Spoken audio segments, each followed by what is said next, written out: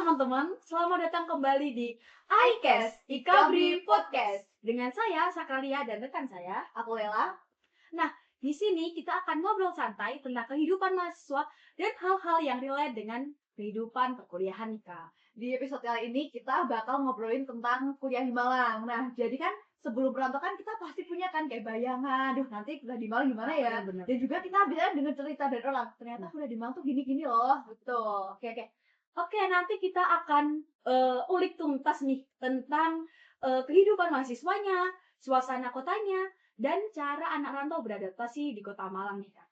Nah, gimana kalau hari ini kita ngobrol langsung dengan mahasiswanya? Kayak kan mereka kan yang kuliah di Malang, jadi gimana sih sebenarnya perkuliahan di Malang dari sudut pandang mereka gitu? Nah, oke, biar teman-teman nih gak penasaran, yuk langsung aja kita sambut narasumber kita. Halo Kak. Halo. Oke, biar teman-teman nih biar kenal sama narasumber kita ya. Boleh dong Kak perkenalan dari prodi mana, semester berapa, dan saat ini kesibukannya kalau gitu apa ya? Mulai dari aku ya, kalau aku namanya Nadia Syarifulmuna, terus aku dari Prodi Matematika, Fakultas FMIPA. Terus buat kesibukan aku, sekarang aku mahasiswa semester 2 dan banyak tugas sih kalau kesibukan. Halo, aku Feby Wikawati dari Fakultas Vokasi Universitas Malang, prodinya D4 Teknologi Rekayasa Komputer dan Pembangunan Sipil. Saat ini menempuh semester 4, kesibukannya fokus tugas akhir soalnya banyak ngitungnya. Teknik. Oke, boleh. Oke, gimana kalau kita langsung ngobrolin aja tentang perkuliahan di Malang itu kayak gimana? Oke, tanya pertama ya Kak. Nah, sebelum akhirnya kuliah di Malang itu, dulu kan punya kan bayangan nanti Kak di Malang itu ngapain aja sih, gimana sih perkuliahannya, gimana sih kehidupannya itu, kalian gimana bayangan awal sebelum kuliah di Malang? Kalau aku dulu itu bayanganku di Malang tuh kuliah ini ya pasti banyak mainnya ya, tapi ternyata tuh realitanya Nggak banget. bukan karena nggak punya teman sih bukan ya, tapi waktu buat main itu kalah sama tugas. Jadi kalau misalnya tugasnya selesai tuh kalau aku ya itu lebih baik aku tidur deh. Nah, sepakat sih, sepakat. Oke, kalau karena dia deh. Kalau realitaku ya, kayak pemikiranku dulu waktu sebelum kuliah di Malang itu kayak pikiranku, banyak ginian. Kayak kita kuliah, terus keluar ngopi, ini kayak gitu. Tapi ternyata enggak, sama kayak Kak Yulika juga, kayak kuliah terus nugas terus capek mending tidur aja sih kalau aku. Oke, kan tadi kan berdasarkan bayangan nih Kak, nah, ekspektasi kalian. Nah, kalau sebelum perkuliahan di Malang tuh sebelumnya tuh udah dengar belum cerita-cerita dari mungkin dari kakaknya atau tetangganya yang udah kuliah di Malang tentang kehidupan perkuliahan atau kehidupan di Malang?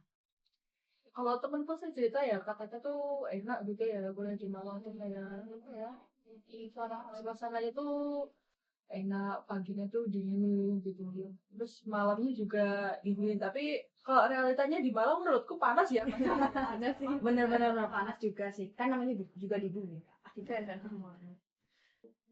Kalau aku ya kan kebetulan dulu kakakku kuliah di Malang juga. Terus kalau melihat dari kakakku tuh ya udah kayak mahasiswa banyak tugas. Terus dia itu orang yang menurutku suka sering keluar-keluar juga sih.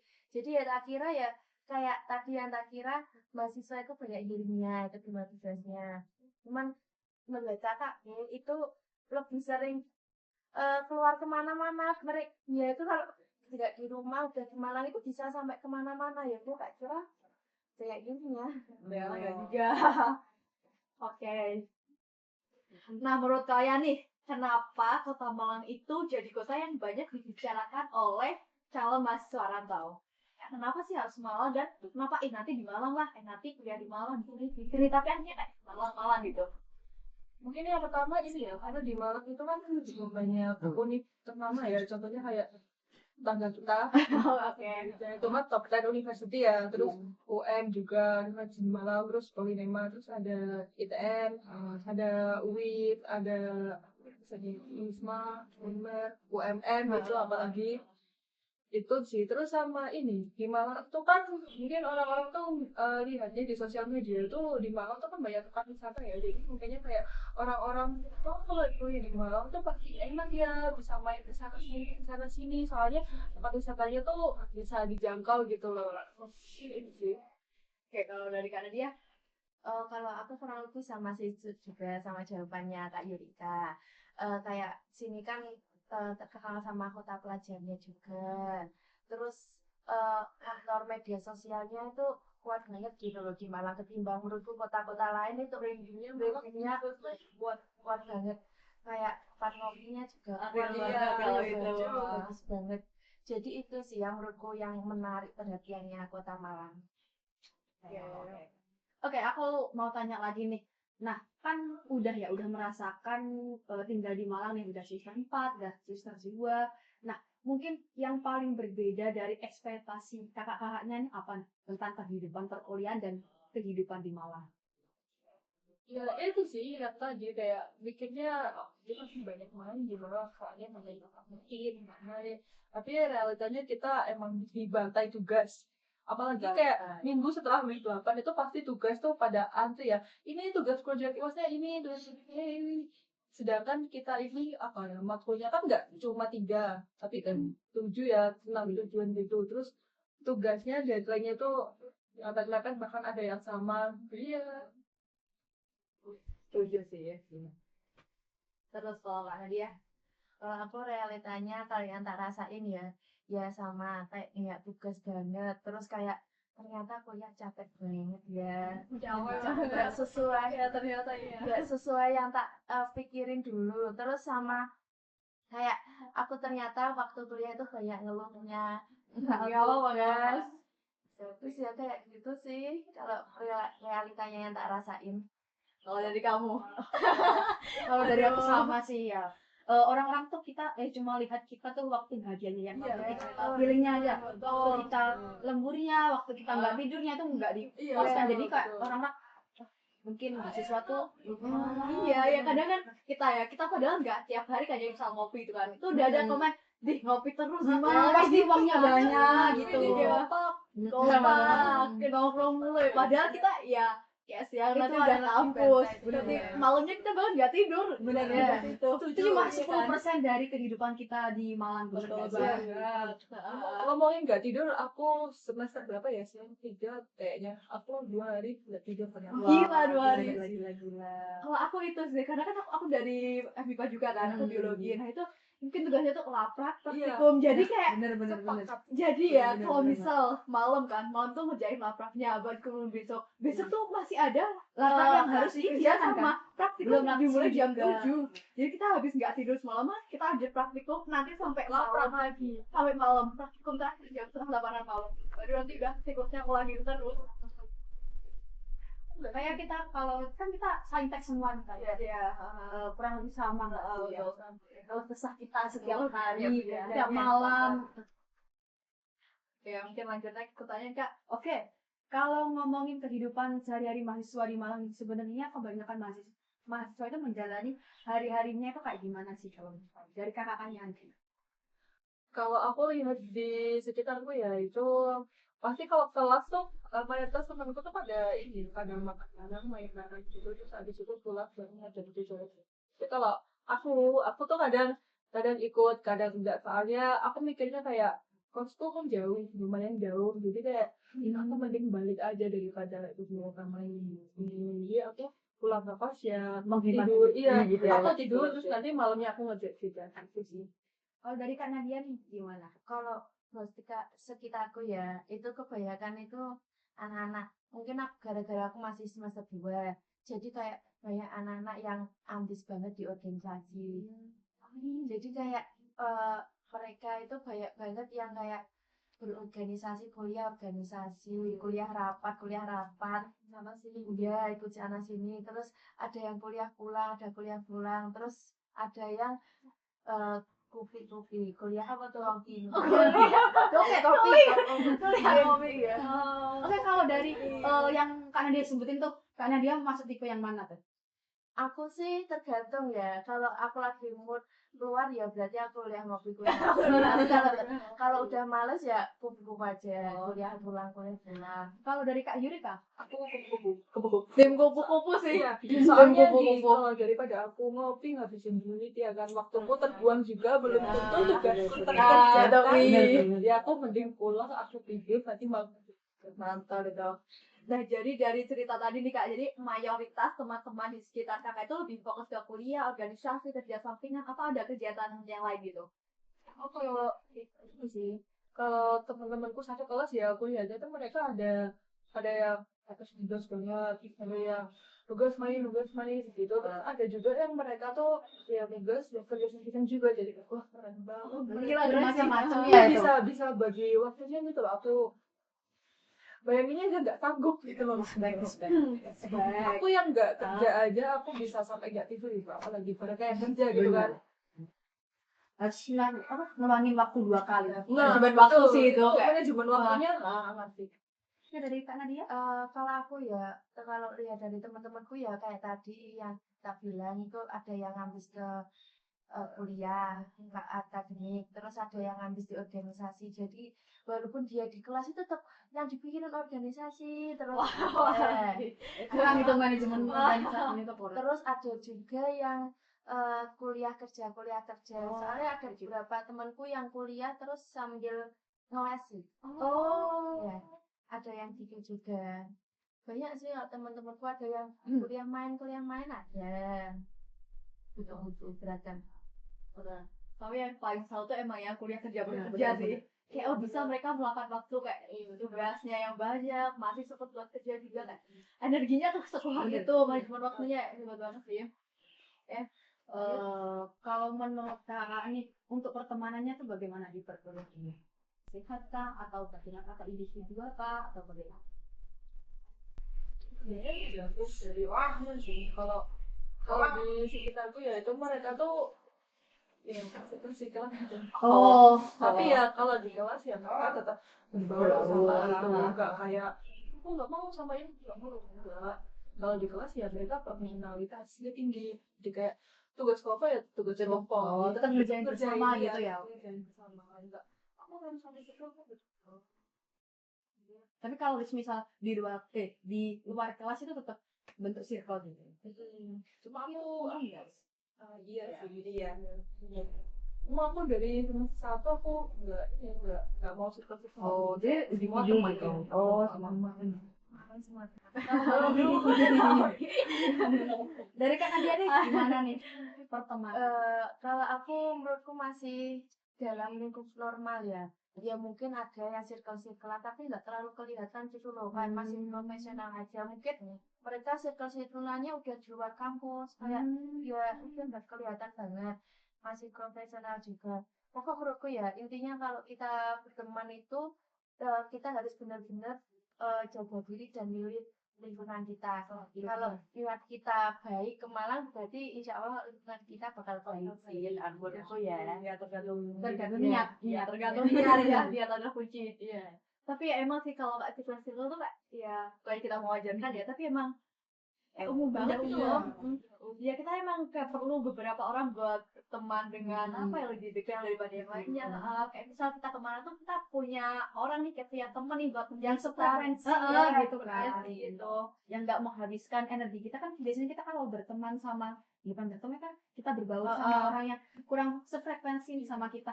Mungkin energinya dari kita itu akan tersedot. Iya betul banget sih. Iya betul sih. Oke, lanjut nih ya. Sebagai anak rantau, apa hal yang paling bantu kalian buat nyaman dan bertahan di kota ini? Yang paling bantu itu ini sih penjual makanannya jual murah. Makanan. Kalau nggak makan ya kan sakit ya. Iya, betul Tapi sih. perlu biaya banyak buat berobat daripada buat makan gitu. Jadi ya Iya.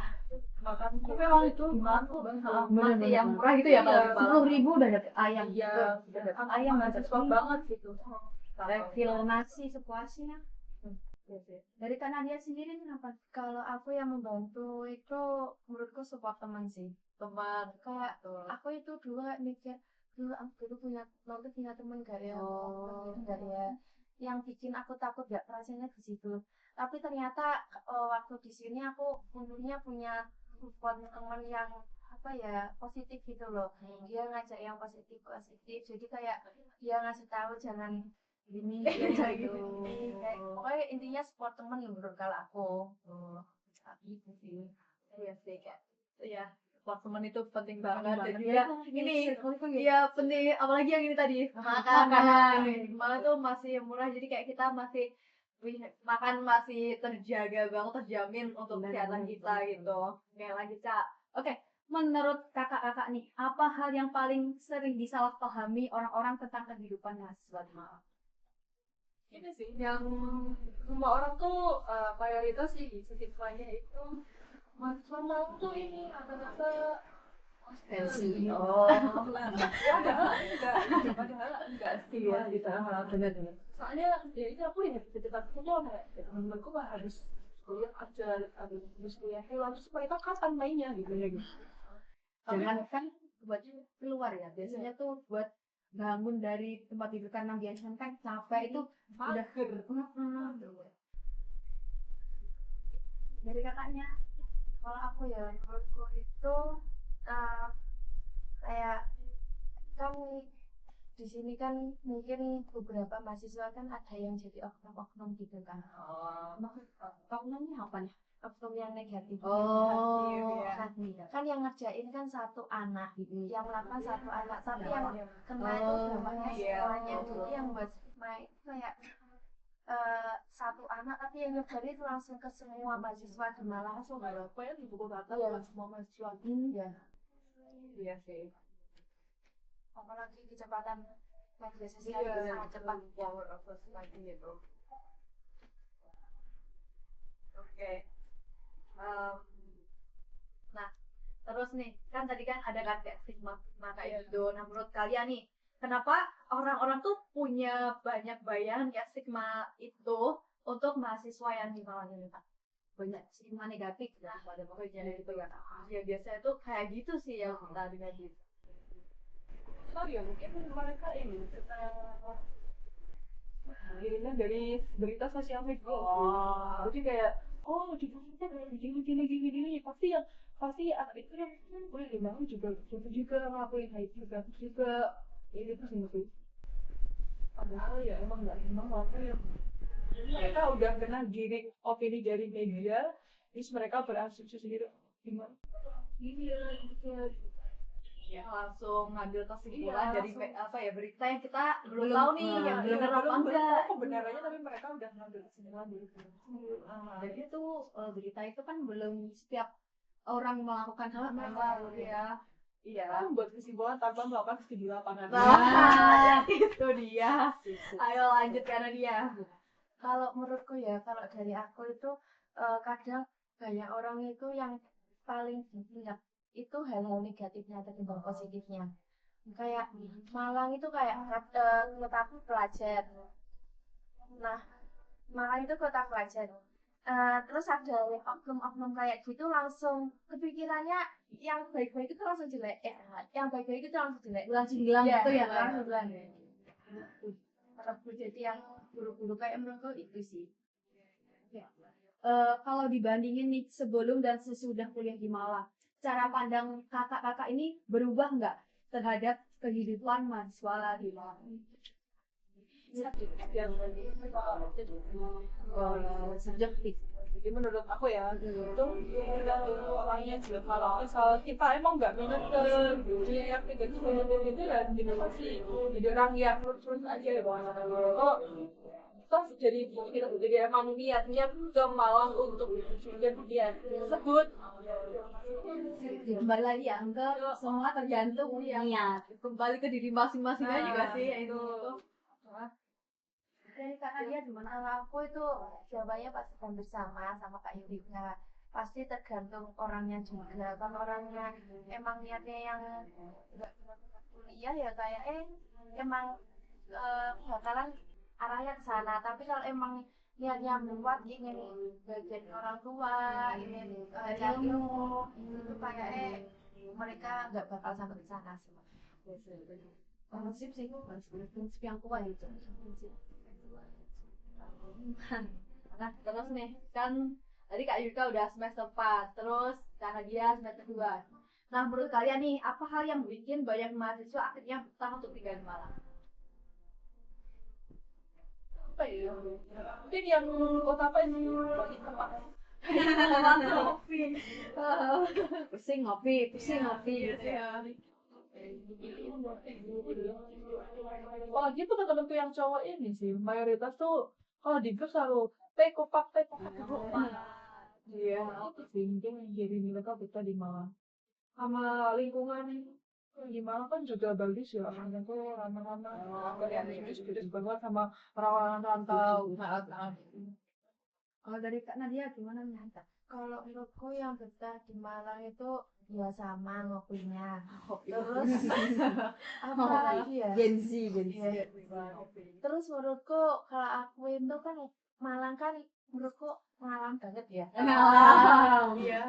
Lumayan dekat sama wisata-wisata. Terus aku juga agak suka wisata. Mungkin itu sih kayak lebih dekat ke sananya. Lebih ke explore Malang. Tidak awalnya Mbak. Oke, mungkin dari kakaknya ada sedikit pesan buat teman-teman nih yang mau kuliah di Malang tapi masih takut. Bisa disampaikan. Itu sih, buat niatnya aja.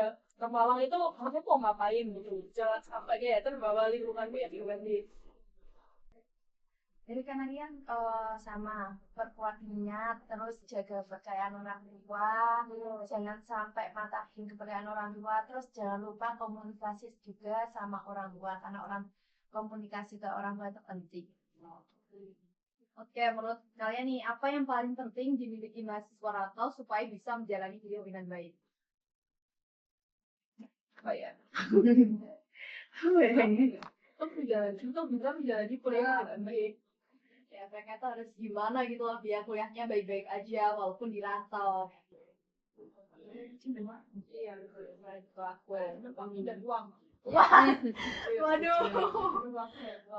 oh itu tambahan sih itu jaga kesehatan. Ya, Kesehatan itu juga sih. Itu tadi yang penting. Prinsip, kita harus punya prinsip. Iya, Yang kenal juga. cukup.